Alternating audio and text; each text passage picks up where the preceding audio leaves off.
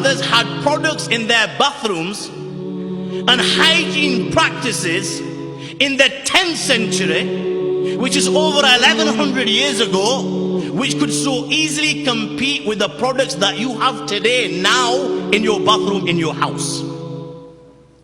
In the 10th century, they even had a wudu machine, which you don't have to this very day.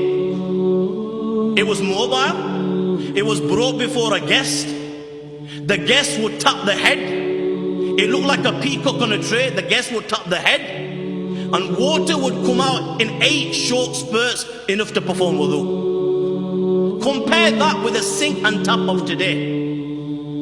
In the 13th century, 800 years ago, the likes of Al-Jazari had already made numerous clocks of all shapes and sizes.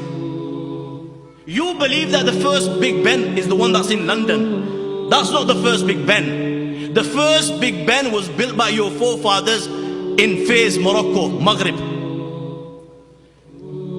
Starbucks. The first coffee house in Europe appeared in 1645 in Venice. Your forefathers were drinking coffee hundreds of years before this, as it had been discovered by a man called Khalid as he grazed his goats on the slopes of Ethiopia.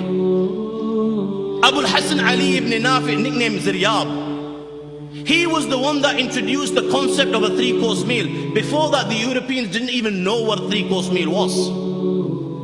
Before the 10th century, your forefathers had already laid the foundation of trigonometry and algebra.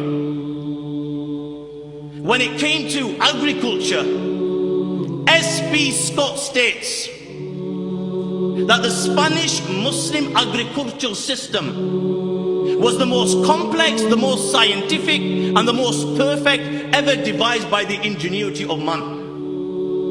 1100 years ago, your forefathers were manufacturing paper. They were building dams. They were building windmills. Allahu Akbar. Abbas ibn Firnas had made a flying machine. It was the first machine capable of carrying a human being in the air.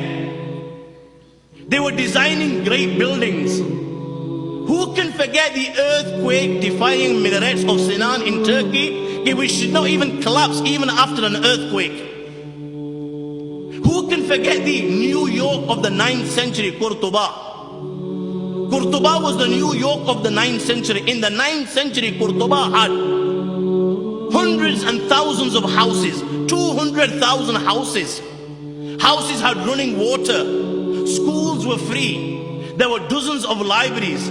The streets were paved and lit. Garbage was collected on the backs of donkeys and taken to special dumps outside the city walls. There were sewers, there was drainage in place.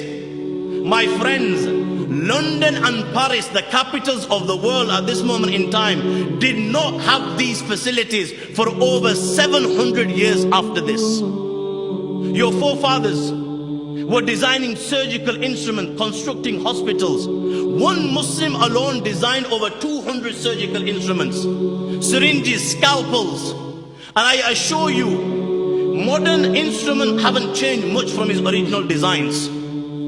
They were operating, treating cataracts. In the UK, cataracts are the most common cause of blindness in people over the age of 50. In the UK alone in 2005, 300,000 operations were undertaken. Allahu Akbar. Who would think that this was all made possible as a result of the foundation of your forefather, Imam Mawsili?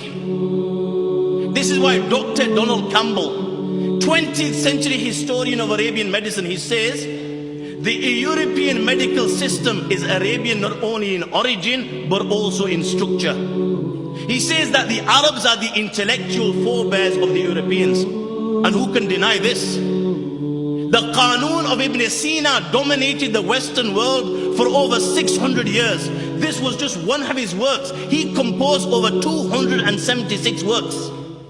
Who can forget the work of Al-Razi? His book was the most highly respected and most frequently used medical textbook in the Western world for hundreds and hundreds of years. Who can forget Jabir ibn Hayyan? unanimously agreed he was the founder of chemistry.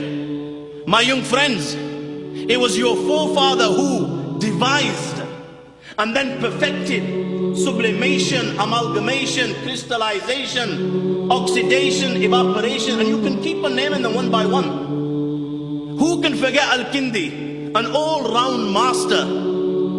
The names will keep on coming to mind. The excellence will keep on coming to mind. The virtues will keep on coming to mind. The contributions will keep on coming to mind. The achievement of your forefathers will keep on coming to mind. Indeed, these were the ummatis of Rasulullah sallallahu alayhi wasallam. They elevated the name of Allah and His Rasul sallallahu alayhi wasallam wherever they went in the globe. Whether they were traveling in some desert or in the thickness of some jungle, all of a sudden, people now, when they saw these people, or because of what they were and because of what they had achieved, my friends, all of a sudden people now were interested in Allah and His Rasul sallallahu alaihi wasallam. A fire burned in their hearts which did not let them rest till they excelled, till they became world leaders, till they became the torch bearers, the beacons, the lighthouses and the pioneers.